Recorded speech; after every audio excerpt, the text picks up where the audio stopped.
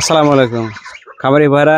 বর্তমান সময়ে খামারিদের এক আতঙ্কের নাম হলো এলএসডি, লাম্পিং স্কিন ডিজিজ। দেখেন এই যে এই বাছুরটা এলএসডি হয়েছে, হওয়ার কারণে দেখেন কি অবস্থা, পুরা শরীরে একদম একবারে ছারকার হয়ে গেছে। গরুটা যে এখনো যে বেঁচে আছে সেটা আল্লাহর কাছে হাজার হাজার শুকরিয়া।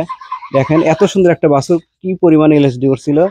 এলএসডি বর্তমানে আমাদের এলাকায় এই পরিমাণ হারে ছড়ে গেছে, বড় বড় গরু উঠছে, উঠে উঠে মারা যেতেছে, ছোট গরু তো বলাই লাগে না।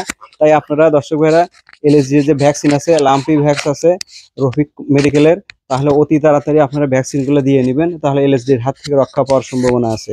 আর যদি না দেন তাহলে গণহারে ছড়ে গেছে এলএসডি। আর এলএসডি রোগটা হলো মশামাছির মাধ্যমে ছড়ায় আর কি। এলএসডি ছড়ায় হলো মশামাছির মাধ্যমে। এই গরুকে যে মশা কামড় দিবে, এই মশা যা যদি একটা ভালো গরুর উপর পড়ে, মানে কামড় দেয়, মনে করবেন যে ওই গরুরও জীবনের ভিতরে ঢুকে গেল, অবশ্যই তার সম্ভাবনা আছে এলএসডি হওয়ার। তাই আপনারা যখনই দেখবেন যে কোনো গরু এলএসডি হয়েছে, তখন আপনারা চেষ্টা করবেন ওই গরুকে মশারি দিয়ে আবদ্ধ করে রাখতে, যাতে মশা মাছি তাকে কামড় না দেয়। আর সঠিক চিকিৎসা করবেন।